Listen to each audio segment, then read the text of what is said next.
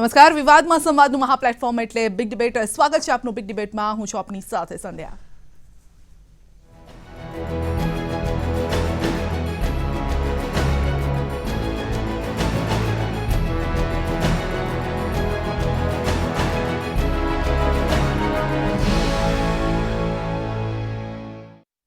તો આજનો ચર્ચાનો મુદ્દો છે યુપી તો જીતી ગઈ છે બીજેપી 300+ અને હવે ગુજરાત ટાર્ગેટ છે 151.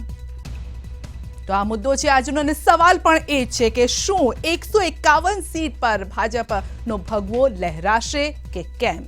આ સવાલ છે. આ સવાલ અંગે પણ ચર્ચા કરીશું. રાજ્યની ભાજપ સરકાર ગમે ત્યારે ચૂંટણી યોજાય તે માટે તૈયાર છે. મુખ્યમંત્રી વિજય રૂપાણીએ ચૂંટણી બાબતે પ્રતિક્રિયા આપતા કહ્યું છે કે રાજ્યમાં આવતીકાલે કે ડિસેમ્બરના અંતમાં ચૂંટણી યોજાય તે માટે ભાજપ સરકાર સજ્જ છે અને ચૂંટણીમાં ભાજપનો જ વિજય થવાનો છે તેવું તેમણે દાવો પણ કર્યો છે. આ ઉપરાંત તેમણે કહ્યું છે કે ભાજપ સરકાર 150થી વધુ બેઠકોના લક્ષ્યાંક સાથે ચૂંટણી પ્રચારમાં ઝંપલાવશે. સમગ્ર દેશમાં પ્રધાનમંત્રી નરેન્દ્ર મોદી અને ભાજપ તરફનું વાતાવરણ છે જેથી ગુજરાતની ચૂંટણીમાં પણ ભાજપને જ લાભ થવાનો છે. આ સાથે જ તેમણે રાજ્યમાં એન્ટી ઇન્કમ્બન્સીની વાતને રદિયો આપતા એ પણ જણાવ્યું છે કે રાજ્યના તમામ વર્ગો સરકારના સમર્થનમાં છે તેમજ ભાજપે એવું કશું જ નથી કર્યું કે તે પ્રજા વચ્ચે ન જઈ શકે. તો યુપી भारतीय जनता पार्टी गुजरात प्रदेश अगर कल चुनाव करे तो भी हम तैयार हैं. सानुकूल वातावरण है. जितनी सीटें अभी है इससे ज्यादा सीट मिलने वाली है. चुनाव के बाद यहाँ भी नेचुरल कोर्स में स्लोगन बन गया है कि यूपी में 300, गुजरात में 150. 182 सीट गुजरात की कुल है, इसमें से 150 से ज्यादा सीट भारतीय जनता पार्टी को मिलेगी. ऐसा स्लोगन बन गया है. हमने ऐसा कोई काम नहीं किया है कि जिससे कोई वर्ग को पार्टी या सरकार से नाराजगी बने. हमने कोई ऐसा पाप नहीं किया है और कोई ऐसा बुरा काम नहीं किया है. जो किया है अच्छा किया है. इसलिए बाकी राज्यों में तो आज उत्तर प्रदेश में स्थिति क्या थी? गुंडाओं का राज था, इसलिए वहाँ उनके प्रति नाराजगी थी. यहाँ तो सब अच्छा चल रहा है, तो नाराजगी का सवाल ही नहीं है. તો ઉત્તરાખંડ, ગોવા, યુપી, મણિપુર તમામ જગ્યાએ બીજેપીની સરકાર અને હવે આ યુપી બાદ હવે આત્મવિશ્વાસ પણ બીજેપીનો વધી ગયો છે. પહેલા વિશ્વાસ હતો, હવે આ વિશ્વાસ વધુ અડગ થઈ ગયો છે અને ગુજરાત માટે ખાસ કરીને કારણ કે ગુજરાતમાં પણ ઇલેક્શન આવી રહ્યું છે ત્યારે બીજેપી હવે એ કહી રહી છે કે અમારા વિરુદ્ધ કોઈ પ્રકારનું વાતાવરણ નથી ને 151 સીટ અમે જીતીને જ રહીશું ને આ અંગે જ એટલે પ્રચારમાં પણ આ અંગે જ પ્રચાર કરવામાં આવશે. 151 આ સીટનો જ પ્રચાર કરવામાં આવશે. આ અંગે ચર્ચા કરીશું. ચર્ચામાં આપણી સાથે જોડાયા છે બીજેપીથી આપણી સાથે મહેશ કસવાલા જોડાયા છે. મહેશભાઈ આપનું સ્વાગત છે. આ સાથે જ આપણી સાથે બાબુભાઈ માંગોકિયા, નેતા કોંગ્રેસ. બાબુભાઈ આપનું પણ સ્વાગત છે. રાજકીય વિશેષજ્ઞ બે આપણી સાથે જોડાયા છે, ડોક્ટર શિરીષ કાશીકરજી અને જપનભાઈ પાઠક. આપ સૌનું સ્વાગત છે આ ડિબેટમાં. જી મહેશભાઈ, 151 આ આંકડા વિશે શું કહેશો આપ? પહેલા ભારતીય જનતા પાર્ટીના કાર્યકર્તાઓ જે પ્રકારે અમારી સંગઠનાત્મક મહેનત છે, જે પ્રકારે અમારું સંગઠનાત્મક સ્ટ્રક્ચર છે ને જે પ્રકારે સ્ટેબલ સરકાર ગુજરાતની અંદર પ્રજાલક્ષી કામો કરી રહી છે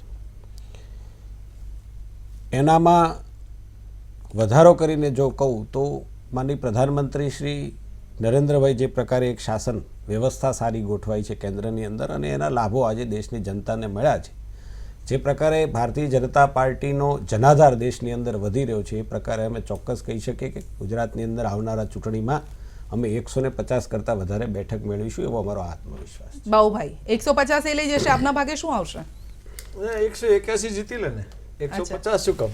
અચ્છા, બધી એટલે આપને દલા તરવાડીની જ વાત ચાલે છે. હા, સવાલ એટલો છે કે તમે બીજેપીએ યુપીમાં બહુ સારું કર્યું, તેની સામેના સવાલો કેટલા ઊભા થાય છે એ જોવો. હવે તમે એક ઈવીએમ મશીન તો આપો લોકોને ચેક કરવા માટે, તમે કશું જ ખોટું નથી કરતા અને લોકોના મતથી જીતો છો તો શાનાથી ડરો છો બતાવવા માટે? દુનિયાભરમાં જ્યાં જ્યાં ઈવીએમ મશીન વપરાયા છે ત્યાં મોટાભાગના દેશો એ ઈવીએમ મશીનમાં કાં સુધારા કરી રહ્યા છે કાં ઈવીએમ મશીન બંધ કરી રહ્યા છે. અત્યારે સુબ્રમણ્યમ સ્વામી ભારતીય જનતા પક્ષના એક મોટા ગજાના નેતા છે, અને એ જો એમ કહેતા હોય કે જાપાનમાં આની ચીપ બને છે અને આ ઈવીએમ મશીન છે એને મેન્યુપ્યુલેટ કરી શકાય છે, અને એ પોતે એમ કહેવા માંગે છે કે હું ચીપ મૂકી અને આ ઈવીએમ મશીનને કરું છું, તો તું કામ તો લોકોના મનમાંથી દહેશત દૂર કરવા માટે. અને અગાઉ પણ ભાઈ આંગળી નીચે રાખો ને કરશો તમારે મારે એમને બતાવવાની છે, તમે દમદાર કરો ને, પણ મેં આંગળી ઊંચી તમે આટલા બધા શેના માટે પૂછો છો? પંજાબની અંદર ક્યાં ચીપ મુકાણી સવાલ પણ એ છે કે પંજાબમાં પણ એવું થવું કહીએ જોઈએ છે તો? નહીં, તમે ખાલી આંગળી ઊંચી કરો છો એમાં આટલા બધા પેલા કેમ થાવ છો? અરે ભાઈ પીળા નથી તો તમે તમારી ના ના, ટેવની તમે મને જવાબ ખબર છે. આપો, તમારી વચ્ચે બોલું ત્યારે તમે કહો. બસ હવે પૂરું કરો ને. જી પંજાબમાં જે નથી થઈ શક્યું એના કારણ એ તમે અરવિંદ કેજરીવાલની જો વાત જોશો તો એમને જે રીતે પંજાબમાં ઈવીએમ મશીન ઉપરની સતત વોચ ગોઠવી હતી એના કારણે પંજાબમાં શક્ય નથી બન્યું. અને એવું છે કે તમે દરેક જગ્યાએ કોણ દાવો કોણ કરે છે આવો? કેજરીવાલે પહેલા જ દિવસે કીધું કે ઈવીએમ મશીન છે, હા અમે એની સાથે કોઈ છેડા નહીં થવા જોઈએ. જ્યાં ઈવીએમ મશીનોના રખાયા હતા એ જગ્યા પર સતત હા આપના કાર્યકરો હાજર રહ્યા હતા, અને એમનું એવું કહેવું છે કે એટલે પંજાબમાં નથી થયું. ગોવામાં સવાલ ગોવામાં પણ મારી વાત સાંભળો, હા ઈવીએમ મશીનમાં દરેક જગ્યાએ છેડા એ લોકો જાણી જોઈને ન કરે. અચ્છા અને યુપીમાં સવાલ એટલો છે હા. કે થયા છે કે નથી થયા ઓકે એ નક્કી કરવા માટે જ્યારે આટલા તમારા જ પક્ષના મોટા ગજાના નેતા જો કહેતા હોય કે આ પોસિબલ છે, તો એક મશીન તો અમને આપો ચેક કરવા માટે, શું કામ નથી આપતા? જી શા માટે આટલી બધી સિક્રેસી રાખો છો? કોઈ દેશમાં આવી સિક્રેસી ન હોઈ શકે. હા અત્યાર સુધીમાં ઈવીએમ મશીનમાં અમેરિકામાં પણ તેની સાથેનું પ્રિન્ટર મૂકવામાં આવે છે કે જેથી જે મતદારે જે મત આપ્યો છે એને જ ગયો છે કે નહીં એ પ્રિન્ટ થઈને બહાર આવે. ઓકે એટલે ઈવીએમ મશીન સાથે ફરીથી કોઈ છેડા ન થઈ શકે. આ સિસ્ટમ એક્સેપ્ટ કરવા માટે આપણા ઇલેક્શન કમિશન ઓફ ઇન્ડિયાને પણ કહેવામાં આવ્યું હતું, એમને પ્રિન્સિપલી એડમિટ પણ એક્સેપ્ટ પણ કર્યું છે, પણ અમલ નથી થતો. હા અમલ કોણ? સવાલ રહ્યો હવે ગુજરાતમાં. ઓકે 151 સીટની તમે વાત કરો છો.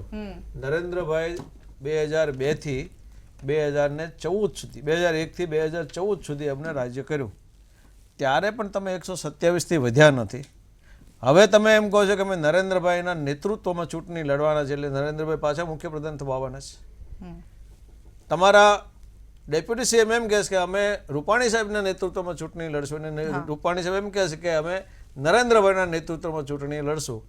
તો નરેન્દ્રભાઈ પોતે જ્યારે લડતા હતા આનાથી વધારે સારું વાતાવરણ તમે પેદા કર્યું. તમે એમ કીધું કે હું વડાપ્રધાનનો ઉમેદવાર છું, ગુજરાત મને નહીં જીતાડે તો હું વડાપ્રધાન નહીં થઈ શકું.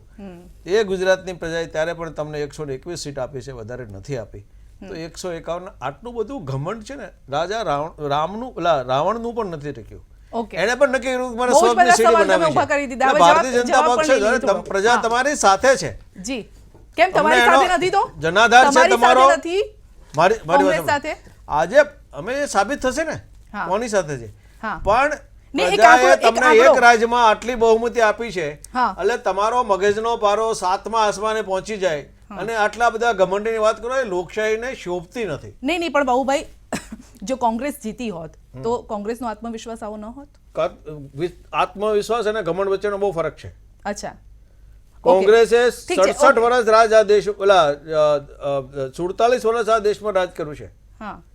ત્યારે પણ કોંગ્રેસે થમ્બિંગ મેજોરિટી 1952માં લઈ આવી હતી, ત્યાર પછી 57માં લઈ આવી હતી, અને ત્યાર પછી પણ 1980માં પણ સારી મેજોરિટી આવી હતી. 84માં સૌથી વધારે સીટ કોંગ્રેસે જીતી છે.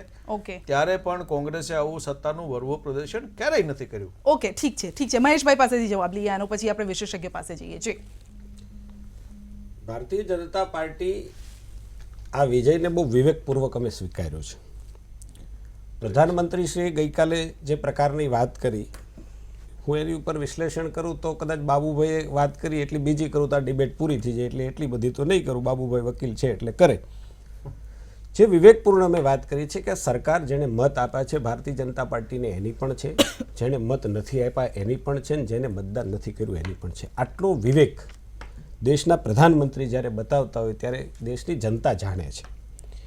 151 સીટનો લક્ષ્યાંક અમારે રાખવો, એને જો બાબુભાઈની ભાષામાં અભિમાન કહેવાતું હોય તો ભારતીય જનતા પાર્ટીના એક કાર્યકર્તા તરીકે એક મને એ અભિમાન છે કે અમારો કાર્યકર્તા આત્મવિશ્વાસથી ભરપૂર છે, પોતાના કાર્યોને કારણે, પોતે કરેલા કામને કારણે, પોતાની સરકારે કરેલા કામને કારણે, અને એમાં કોઈ અભિમાન જેવું મને લાગતું નથી. તો આવા દાગ કેમ લાગે છે? બીજું EVM ના નંબર દાગ 2, કેમ લાગે છે? નરેન્દ્રભાઈ, મારો બીજો સવાલ બાબુભાઈને એ છે ઓકે કે બાબુભાઈ અત્યારે તમે એમ કહો છો બાલિશ જેવી જેને વાત કરાય હાર્યા પછીની, કે ઈવીએમ ની અંદર એવી ચીપ મૂકી હશે ને આવા પ્રકારની વાત, હારને સ્વીકારતા કેમ નથી તમે? અમે પંજાબની અંદર હારી ગયા, બાબુભાઈ બોલવા દો, તમે જ હમણાં મને ભાષણ આપતા હતા, વચ્ચે નહીં બોલવાનું.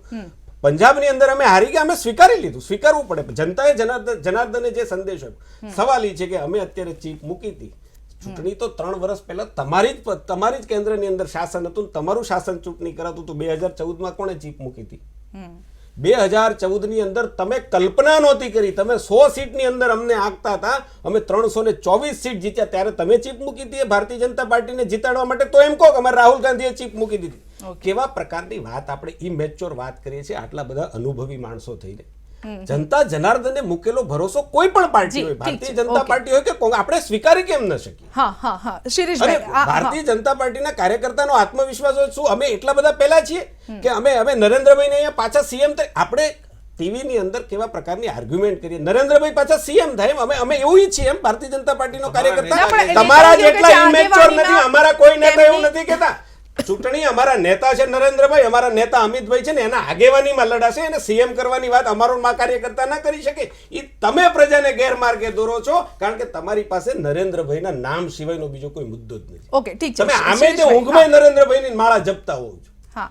બીજો કોઈ મુદ્દો તમે કરેલા રચનાત્મક કામ, તમે 10 વર્ષ અહીંયા મનમોહનસિંહ જે આદરણીય શાસન ચલાવ્યું એમાં એક કામ કર્યું છે, એ મુદ્દો તમે ક્યારેય કહેતા નથી. તમને નરેન્દ્રભાઈ ફોકસ કરવા છે, નરેન્દ્રભાઈએ કયા કલરના કપડાં પહેર્યા, નરેન્દ્રભાઈએ કઈ ફ્રેમના ચશ્મા પહેર્યા, નરેન્દ્રભાઈ ક્યાં જઈ આવ્યા, આજે પીએમ કાર્યાલયમાં કોણ મળો, આ સિવાયનું તમારી પાસે કોઈ વાત ખુશ થાવ એટલું ધ્યાન રાખે છે કોંગ્રેસ તમારું. બહુ સારી વાત છે, એમાંથી બહાર ન નીકળે. ઓકે શિરીષભાઈ, આ આખો મુદ્દો કે યુપી 300+, ગુજરાત 150+ થશે. આમાં એવું છે કે જેમ મહેશભાઈ કહ્યું ને કે કાર્યકર્તાઓનો જુસ્સો વધારવા માટે આ પ્રકારના કોન્ફિડન્સથી ભરેલા સૂત્ર આપવા બહુ જરૂરી હોય છે. અને ભારતીય જનતા પાર્ટીની જે એક પોલિટિકલ કમ્યુનિકેશનની હંમેશા સ્ટ્રેટેજી રહી છે, એનો સૂત્રો જે છે એ બહુ મહત્વનો હિસ્સો અત્યાર સુધી રહ્યા છે, કોંગ્રેસ માટે પણ છે. પણ જે દિવસે વોટિંગ કાઉન્ટિંગ ચાલતું હતું અને યુપીમાં 300ની ઉપર જ્યારે સીટો ગઈ, તે દિવસે બપોરે જ આ સૂત્ર શ્રી કમલમમાં વહેતું થઈ ગયું હતું કે યુપીમાં 300, ગુજરાતમાં 150. And that was very confidence boosting four BJP કાર્યકર્તા. હું તમને યાદ કરાવું, જ્યારે મહારાષ્ટ્ર વિધાનસભાની ચૂંટણી હતી ને, ત્યારે ત્યાં પણ આ સૂત્ર ચાલ્યું હતું કે દિલ્હીત નરેન્દ્ર, મહારાષ્ટ્ર દેવેન્દ્ર, કે દિલ્હીમાં નરેન્દ્રભાઈ બેસે અને મહારાષ્ટ્રમાં દેવેન્દ્ર. બીજેપીને પ્રાસ બેસાડતા બહુ સારું આવડે છે, પ્રાસ બેસાડતા સારું આવે છે. અને ઓબ્વિયસલી એ થયું.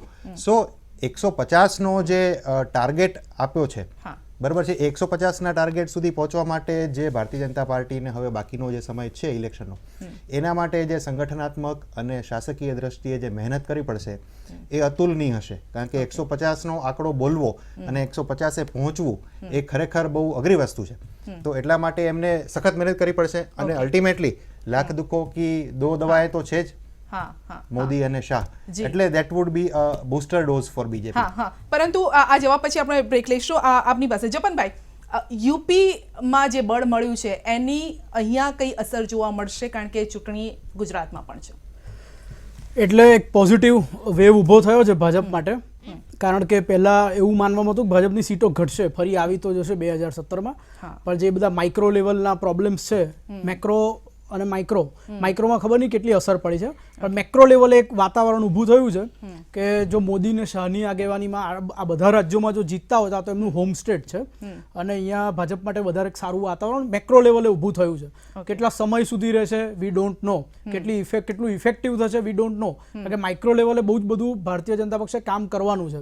મેક્રો તો નરેન્દ્રભાઈ અને અમિતભાઈ બંને પ્રચાર કરીને 15-20 દિવસમાં, મહિનામાં ઊંચું મૂકી દઈ શકે એવી એમનામાં ક્ષમતા છે જ, આપણે પહેલા જોયું છે. માઇક્રો લેવલનું કામ ઘણું બધું બાકી છે અને આઈ થિંક ભાજપ પાસે હવે હિમાચલ ને ગુજરાત 2 જ રાજ્યો ફોકસ કરવા માટે છે. એટલે કદાચ માઇક્રો લેવલે પણ ધ્યાન આપવાનું શરૂ થઈ ગયું હશે. પણ મારે અહીંયા એક વાત કહેવી છે કે કોંગ્રેસ જે રીતે ઈવીએમની વાત કરે છે એટલે એનો મતલબ એ કે કોઈ કોર્સ કરેક્શન કરવા માંગતી નથી. કારણ કે નહીંતર તો આત્મચિંતન કરે ને કે ભાઈ અમારો આ ભૂલ હશે, અમારા નેતૃત્વમાં કંઈ ખામી હશે, પણ ઈવીએમ પર તમે ઢોળી દો એટલે પછી કશું આત્મચિંતન કરવાનું રહેતું જ નથી કે અમે તો સારા જ છીએ, ઈવીએમનો વાંક છે. નહીં, આની જનતા પર શું અસર થતી હોય પછી આવા જે સ્ટેટમેન્ટ હોય છે એની જનતા પર શું અસર થતી હોય? જનતા પર મને લાગે ખરાબ અસર થાય. આવું ના બોલવું જોઈએ ઈવીએમનું, પોતાનું કોર્સ કરેક્શન કરવું જોઈએ, બૌદ્ધિકોને મળવું જોઈએ, પ્રજામાં જવું જોઈએ અને જાણવું જોઈએ કે ભાઈ આપણા રાહુલ ગાંધી લોકોને સ્વીકારે છે કે નહીં. કારણ કે 22મું ઇલેક્શન હાર્યા છે પાછલા 5 વર્ષમાં. આજે ટોટલ આ ગણો આ વખતે હાર્યા છે ટોટલ 22 ઇલેક્શન. હા, એટલા ઇલેક્શન્સ તો હાર્યા છે 5 વર્ષમાં. પણ બીજી વાત કહું કે આમ 2/3 બહુમતી જોઈતી હોય ને તો એટલે 121 જેવી થાય 182માંથી, તો એના માટે 150નું લક્ષ્યાંક રાખવું પડે. પહેલા પણ રાખ્યું હતું, ગઈ વખતે પણ. એટલે તો કાર્યકર્તાઓમાં ઉત્સાહ રહે ને 150ના ટાર્ગેટ સાથે 121 લઈ આવે. અને રામ માધવે એમના એક ઇન્ટરવ્યુમાં કહ્યું હતું કે અમે ગઈ વખત કરતાં વધારે સીટ લાવીશું. અને અમિતભાઈએ ગયા ઓગસ્ટ 2016માં જ્યારે જીતુભાઈ વાઘાણીનો સન્માન સમારંભ હતો ત્યારે એમણે કહ્યું હતું કે આપણે 2/3 ગુજરાતમાં લાવીશું. એટલે ઓન રેકોર્ડ છે.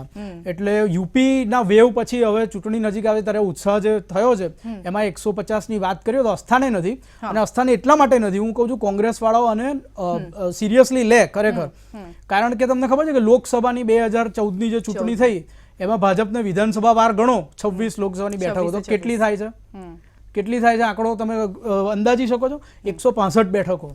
165માં એટલે માત્ર 17 બેઠકો કોંગ્રેસને બહુમતી મળી હતી. એટલે 165 બેઠકો 2014માં ભાજપની એટલી પેઠ થઈ ગઈ હતી કે એમાં પ્લસ વોટ મળ્યા. એટલે સિરિયસલી લેવું જોઈએ. પણ બીજી એક વાત કે ભાજપ પણ એ આંકડાને આધારે આત્મવિશ્વાસમાં ના રહે વધુ પડતા. કારણ કે તમે જુઓ એ વખતે લોકસભાની સાથે વિધાનસભાની પણ ચૂંટણીઓ થઈ હતી તો અબડાસામાં શક્તિસિંહ જીતી ગયા હતા, કોંગ્રેસને વધારે મત મળ્યા હતા. પણ અબડાસામાં લોકસભામાં વિનોદ ચાવડા અને ભાજપને વધારે મત મળ્યા હતા. એવું વિસાવદરમાં હતું.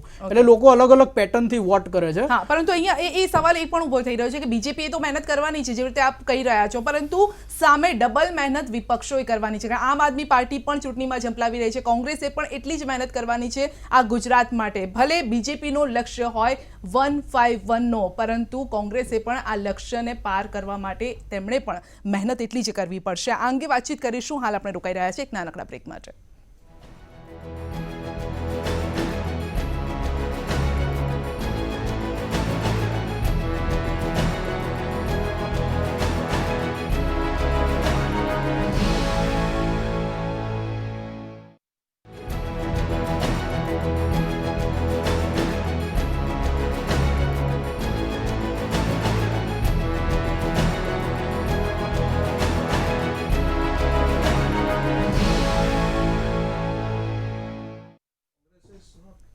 બ્રેક બાદ આપનું સ્વાગત છે બિગ ડિબેટમાં. અને ચર્ચા ચાલી રહી છે યુપી 300+. હવે ગુજરાત 150+ થશે કે કેમ, અને જો 150+ કરવું હોય તો કયા પ્રકારની મહેનત પણ જરૂરી છે? શીર્ષભાઈ આપને પૂછવા ઈચ્છીશું. કારણ કે યુપીની જે સ્થિતિ હતી, શું એ જ પરિસ્થિતિ ગુજરાતની છે? એના કરતાં સારી છે કે પછી એના કરતાં નડતી છે? કારણ કે ઘણા બધા પડકારો આ છેલ્લા 2 વર્ષમાં ગુજરાત જોઈ ચૂકી છે, સરકાર જોઈ ચૂકી છે. નહીં, યુપી અને ગુજરાતની રાજકીય સ્થિતિની ક્યાંય સરખામણી જ નહીં થઈ શકે. હું ભારતીય જનતા પાર્ટીના પોઈન્ટ ઓફ વ્યૂથી કહું છું. કારણ કે ભારતીય જનતા પાર્ટી અહીંયા તો 20 વર્ષથી શાસનમાં છે.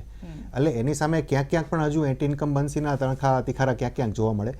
યુપીની અંદર સ્થિતિ જુદી હતી. યુપીની અંદર તો ભારતીય જનતા પાર્ટી સત્તામાં જ નથી, એને તો સત્તા પ્રાપ્ત કરવાની હતી. એટલે એના માટેની એની સ્ટ્રેટેજી જ આખી જુદી હતી. એના માટે એને જે કાંઈ ગઠજોડ કરવાની હતી, જે કાંઈ જ્ઞાતિ જાતિના સમીકરણો ગોઠવવાના હતા, જે કાંઈ એને રાજકીય દ્રષ્ટિએ કે શાસકીય દ્રષ્ટિએ જે કાંઈ યોજનાઓ ફ્લોટ કરવાની હતી, નરેન્દ્રભાઈની લોકપ્રિયતાનો લાભ લેવાનો હતો, આ બધી બાબતો ત્યાં હતી.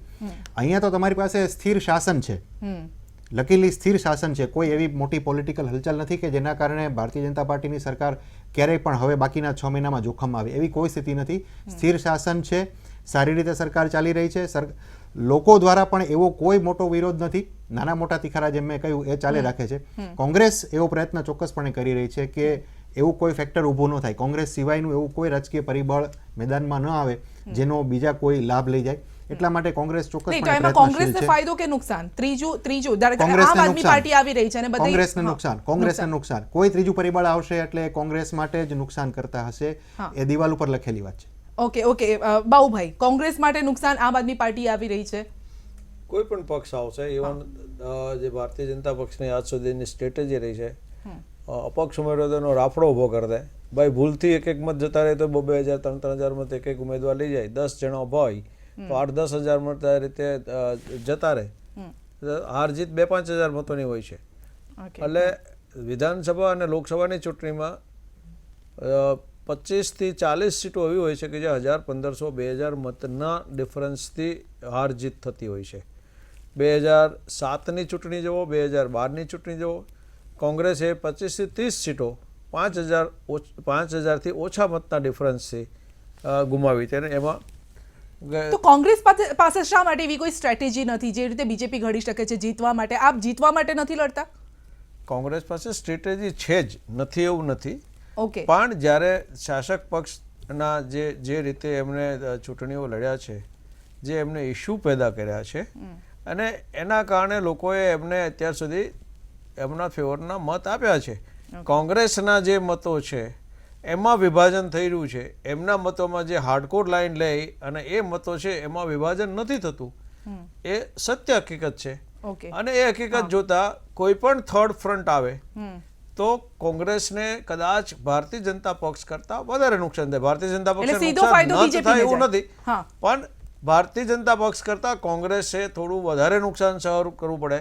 એટલે કોંગ્રેસે જીત મેળવવા માટે એમને મિનિમમ દરેક સીટ ઉપર 10,000 મતથી જીત કરીશું એવા નિર્ધાર સાથે આજથી કામ કરે તો જ પોઝિટિવ પરિણામ આવે. હા, કામ કરે એટલે આપને જ કામ કરવાનું છે, બીજું તો કોઈ અમારે કામ જ કરવું કરે? છે કે હા, બીજું તો એ કોઈ જ. ભાજપવાળા થોડો કરશે. હા, એક્ઝેક્ટલી, એટલે આપે જ કામ કરવાનું છે. અને આપે જો પછી આ 151 નો જે ટાર્ગેટ બીજેપીનો છે એને જો નાબૂદ કરવો હોય તો આપે એ પ્રકારે મહેનત પણ કરવાની. ચાલો જવાબ આપણે લઈશું મહેશભાઈ પાસે, પરંતુ હાલ આપણે રોકાઈ રહ્યા છે એક નાનકડા બ્રેક માટે.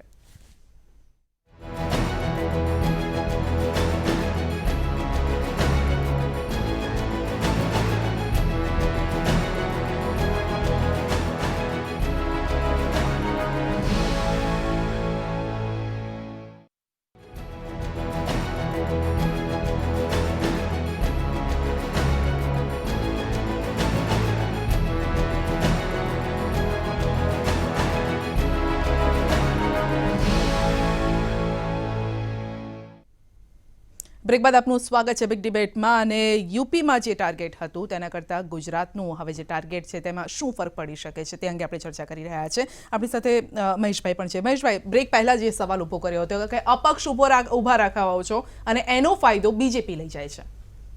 બેન, ચૂંટણી છે ને કોઈ પણ પાર્ટી લડે ને જીતવા માટે લડે છે. ચૂંટણીમાં ચોક્કસ સ્ટ્રેટેજી, ચોક્કસ વ્યવસ્થાતંત્ર, ચોક્કસ વિચાર, આ બધું જ જનતાની માનસ ઉપર અસર કરતું હોય છે. ભારતીય જનતા પાર્ટીનું સંગઠન ચૂંટણીનું જે પ્રકારે લડાયક મૂળથી લડતી હોય છે, કાર્યકર્તાનું જે પ્રકારનું ઇન્વોલ્વમેન્ટ હોય છે, આપે કહ્યું એમ એક સ્થિર શાસનનો અમારો મુદ્દો, અમારા શાસનની યોજનાઓ પણ એમાં અમને બળ આપતી હોય છે, અમારા નેતૃત્વ પણ એમાં અમને બળ આપતું હોય છે. એક ચૂંટણીની અંદર કોઈ અપક્ષ ઊભો રાખીએ એ 1-2 સીટ જીતી શકાય. હું એ માનું છું. એ સ્ટ્રેટેજી ક્યાં હોય, કોઈ પણ પક્ષની હોય, ભલે કોઈ ના પાડે, કોઈ પણ પક્ષની સ્ટ્રેટેજી હોય કે ક્યાંક એ પ્રકારના સમીકરણો સેટ થતા હોય તો ત્યાં આ સ્ટ્રેટેજીનો ઉપયોગ લોકો કરતા પણ હોય છે. પણ એનાથી કોઈ, દાખલા તરીકે ઉત્તર પ્રદેશની અંદર 325 સીટ અમે જીત્યા તો 325 સીટ એવી રીતે નથી જીતી શકાતી. એમાં 1-2 સીટનો ફરક પડતો હોય, 5 સીટનો, પણ આવી રીતે નથી જીતી શકાતી. ચૂંટણી હંમેશા સરકારના કામો, પાર્ટીના સિદ્ધાંતો, કાર્યકર્તાનું બળ અને વ્યવસ્થાતંત્ર, આવા બધા ચોક્કસ કેટલુંક વ્યવસ્થાતંત્ર હોય એને આધારે ચૂંટણી જીતા શકાતી હોય છે. અને મેં કહ્યું ભારતીય જનતા પાર્ટી પાસે અત્યારે છેક સેન્ટ્રલથી લઈ અને ગ્રામ્ય કક્ષા સુધી જે પ્રકારે કાર્યકર્તાઓની ફોર્સ છે એને અમને બૂસ્ટઅપ આપે છે અમારા કરેલા કામો. જે કામો સરકારો કરે છે, સ્થિર સરકારો ગુજરાતની અંદર, કેન્દ્રની અંદર પણ 3 વર્ષથી ભગવાનની મહેરબાનીથી જે સરકાર છે એણે કરેલી યોજનાઓનું જનતાના માનસ ઉપર જે અસર થઈ છે એના કારણે જે લોકપ્રિયતા, મને એમ કહેવામાં જરાય વાંધો નથી કે ઉત્તર પ્રદેશમાં 2014માં જે ભારતીય જનતા પાર્ટીને વોટ મળ્યા એના કરતાં 3% વધારે મત મળ્યા છે. લોકો સમજદાર છે આજે, અને લોકોને આપણે લોકોનો ઝુકાવ કઈ બાજુ છે નહીં સમજવું જોઈએ. અમે ક્યારથી અમે કહીએ છીએ, આ ઈટીવીના પ્લેટફોર્મ પર હમણાં ગઈ ડિબેટમાં ચર્ચા થઈ હતી કે ભાઈ નોટબંધીનો જેણે વિરોધ કર્યો એના કયા હાલ થયા તમે જોઈ શકો છો.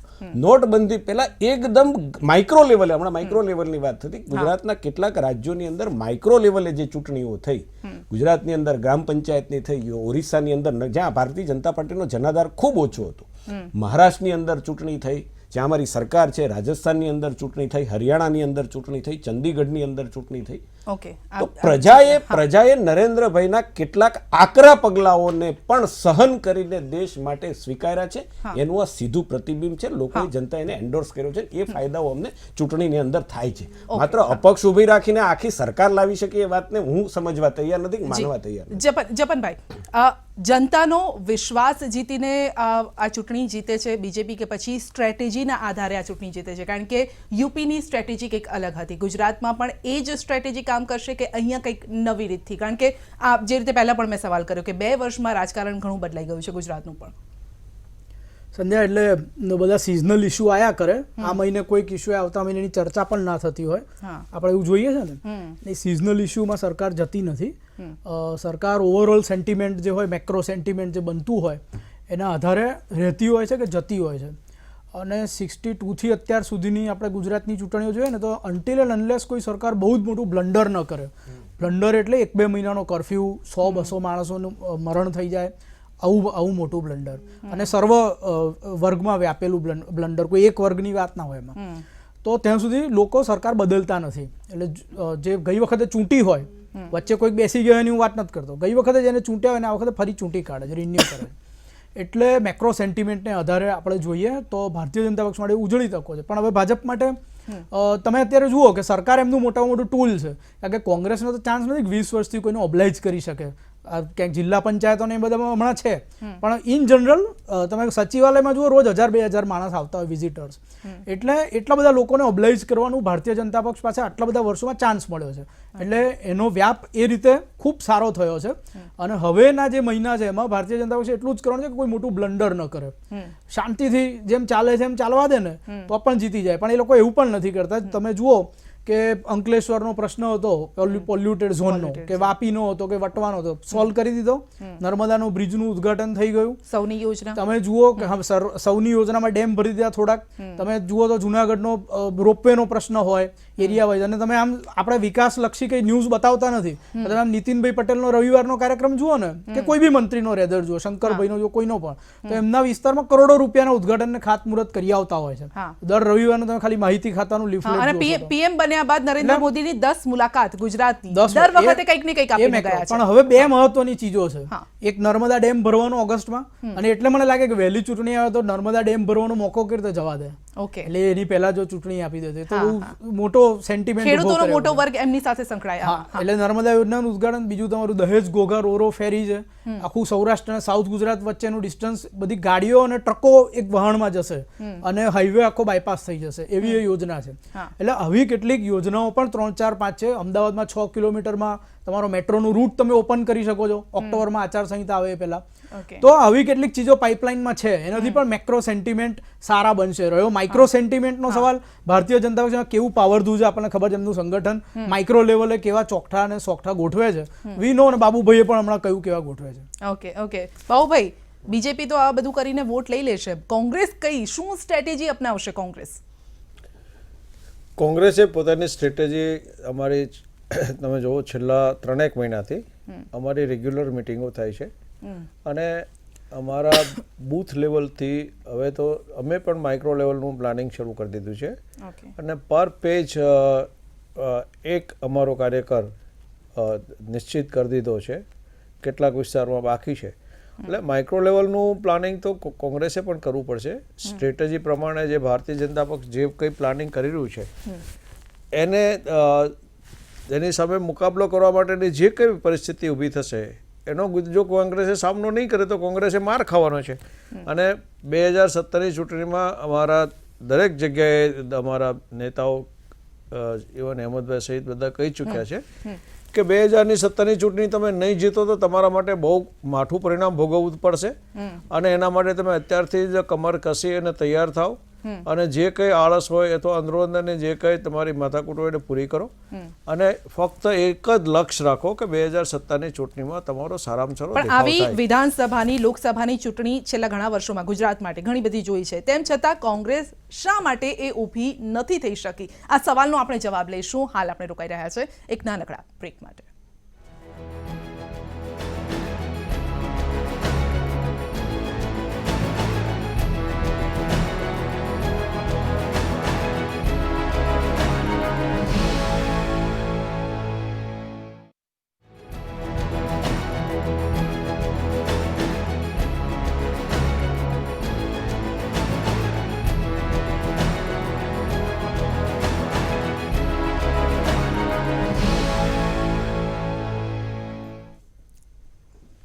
બ્રેક બાદ આપનું સ્વાગત છે અને ગુજરાત માટે હવે શું સ્ટ્રેટેજી લઈને આવશે બીજેપી, આ સાથે જ કોંગ્રેસ માટે પણ શું સ્ટ્રેટેજી હશે, આમ આદમી પાર્ટી પાસે કઈ સ્ટ્રેટેજી હશે, કારણ કે ગુજરાત પણ એટલું જ મહત્વ ધરાવે છે દેશ માટે, લોકસભાની ચૂંટણી માટે પણ એટલું જ મહત્વ ધરાવે છે. શિરીષભાઈ, કયા પ્રકારની સ્ટ્રેટેજી હવે તમામ પક્ષોએ ઘડવી પડશે ગુજરાત માટે?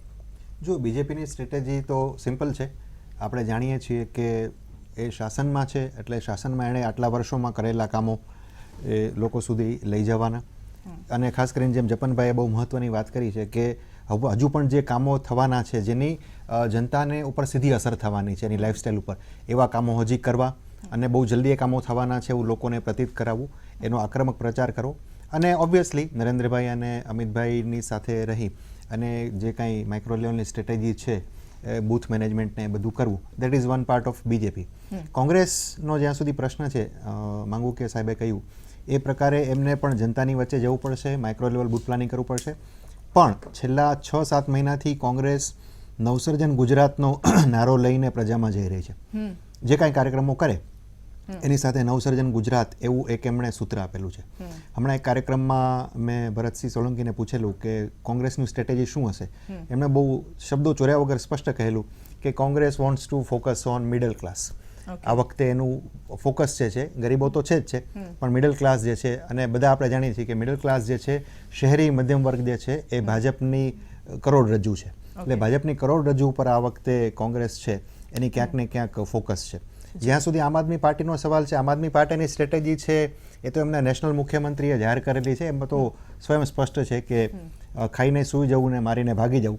એટલે બધું ચાલે રાખશે. બહુ બધા આક્ષેપો થશે. હમણાં કેજરીવાલ સાહેબ આવી જ રહ્યા છે આ 26 તારીખે, એટલે રાબેતા મુજબ 1-2 દિવસ હોહલ્લો કરશે અને બાકીનો જે કાંઈ સમય છે એમાં પણ એ જ ચાલુ રહેશે.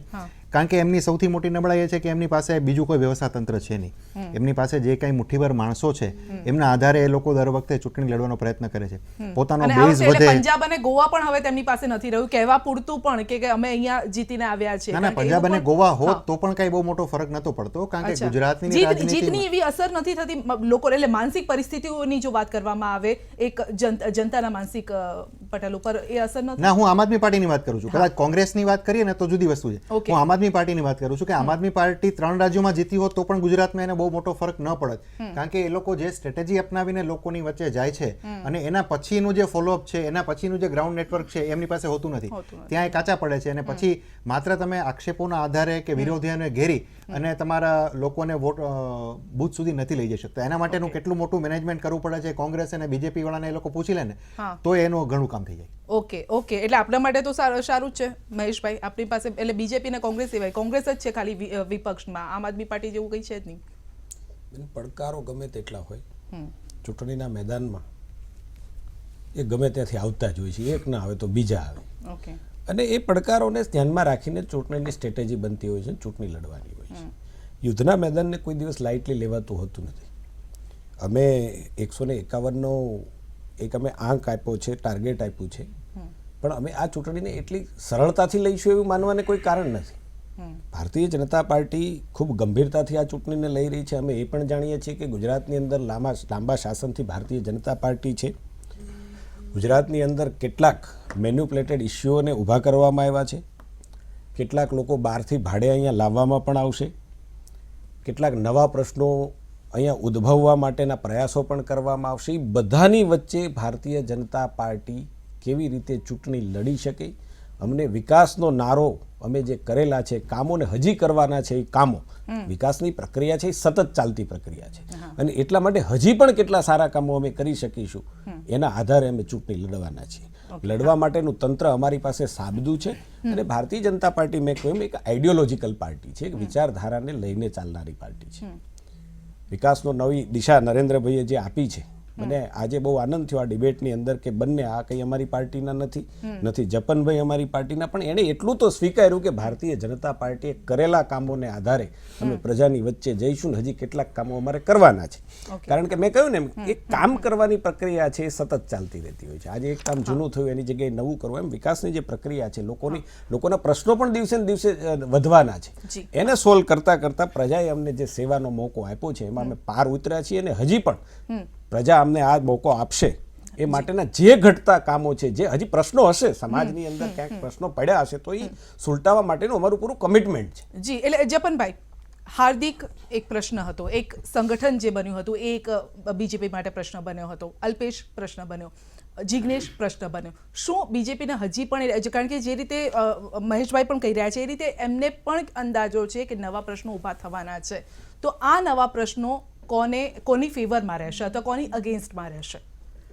સંજય, મારું એવું ઓબ્ઝર્વેશન છે, એમાં ખોટું હોવું સાચું હોવું ખબર નથી, એ તો સમય કહે છે, પરંતુ કોઈ એક વર્ગ કે કોઈક એક ક્ષેત્રમાં નાનું મોટો અસંતોષ કરવો, કે એક જણ ઊભો રહીને ઈંડા ફેંકે, કે કેટલાક લોકો ઊભા રહીને થાળીઓ વગાડે, એનાથી ચૂંટણીમાં, ખાસ કરીને વિધાનસભાની ચૂંટણીમાં એટલી મોટી અસર પડે કે ભારતીય જનતા પક્ષ હારી જ જાય એવું અત્યારે લાગતું નથી.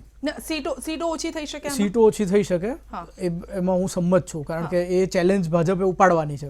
કેટલાક એવા છે, એ ડર ક્યાંક બીજેપીને પણ લાગી રહ્યો છે કે સીટો કદાચ ઓછી ન થઈ જાય, કારણ કે આ જે પડકારો ઊભા થયા હતા, નલિયા કાંડ, અનેક કાંડ પણ ઊભા થયા હતા, ઉના કાંડની પણ સિઝનલ કાંડોથી કોઈ અસર નહીં અસર થાય, પરંતુ કોઈક એક વર્ગ કે જેની ખૂબ સારી બેઠકો હોય, ખૂબ બધી, એમાં પણ પાછા બધા કાયમ ભાજપને વોટ આપે એવું તો હતા જ નહીં. એમાં કોંગ્રેસના એમએલએ પણ પાટીદાર વર્ગમાંથી આવતા હતા, ઠાકોરોમાંથી તો ટોટલી કોંગ્રેસના. આંદોલન પછી આખી દિશા બદલાઈ ગઈ છે અને વિભાજન પણ થઈ ગયું છે. એ વર્ગની આપણે જો ચોક્કસ વાત કરીએ, પંચાયતોની જે ચૂંટણીઓ થઈ એમાં જે ભારતીય જનતા પક્ષને ફટકો પડ્યો, એનો એક પ્રશ્ન હજી ઊભો છે. એ પ્રશ્નનો ઉત્તર આ વિધાનસભાની ચૂંટણીના રિઝલ્ટમાં જ ભાજપ આપી શકશે, એ પહેલા બીજો કોઈ મોકો નથી. ગ્રામ પંચાયતો ચિહ્નોથી લડાતી નથી પક્ષના, એટલે એનો જવાબ વિધાનસભામાં આપવાનો છે. જ્યાં સુધી એ જવાબ ના આવે ત્યાં સુધી બધા જ એ પ્રશ્ન લઈને બેસી શકશે કે જો ભાજપની સીટો પંચાયતો ગઈ હતી. જી, એટલે બાબુભાઈ, આ જે ફાયદો તમને મળ્યો તો એ ફરીથી એમાં એન્કેજ કરવાનો પ્રયત્ન કરવામાં આવશે આ ચૂંટણીમાં? જો અત્યારે ભારતીય જનતા પક્ષની સામેના જે પડકારો ઊભા થયા છે, 3 જગ્યાએ થયા છે. એક તો દલિતોમાં એક મોટો અસંતોષ છે, પાટીદારોમાં તો છે જ, પણ પીએમ તો ગરીબોની વાત કરે છે, ન્યૂ ઇન્ડિયાની વાત કરે છે. અહીંયા કોની વાત?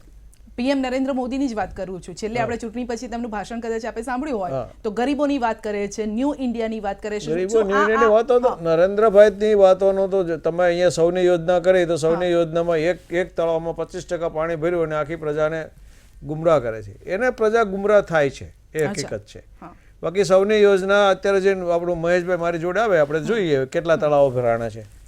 અત્યારે આપણે સુજલામ સુફલામની વાતો કરી, 5000 કરોડ રૂપિયા ખર્ચાણા, અને દર 3 દિવસે એક કેનાલ તૂટી જાય છે. અને એને કેનાલ તોડવા માટેના ઉંદેડાના કારણ આપવામાં આવે છે, પણ ઉંદેડા 2 પગે કે 4 પગે કોઈ નક્કી નથી કરતું. એટલે આ બધી જે વાતો છે, જ્યાં સુધી પ્રજા સ્વીકારે છે અને પ્રજા એના આ બધી જ વાતો સાચી માનીને છે, ત્યાં સુધી એના ઉપર અસર થશે. પણ પ્રજામાં પણ ધીરે ધીરે ખબર પડવા મળશે કે આ જે વસ્તુ કહેવામાં આવી રહી છે અને મૂળભૂત હકીકતો છે વચ્ચેનો બહુ મોટો તફાવત છે. અત્યારની જે વાત કરી રહ્યા છે, તો તમે ગુજરાતમાં નેનો પ્લાન્ટ લઈ આવ્યા, ત્યારે એમ કીધું કે ગુજરાતને હરિયાળું બનાવશું, નળમાંથી પેટ્રોલ ને તમારું તેલ નીકળશે, દરેક ખેડૂતોના ઘરે મારુતિ હશે, ગાડા પણ જતા રહ્યા, અને ખેડૂતોને એમ કીધું કે તમને કપાસના 1500 રૂપિયાનો ભાવ આપીશ, પણ એ 2 આંગળી કરતા હતા કે બે મણના 1500 રૂપિયા અપાવીશ. આજે ડુંગળીની શું હાલત છે?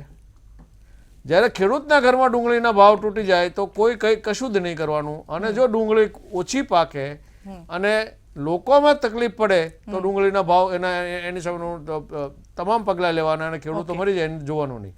આ બધા ઇસ્યુ છે.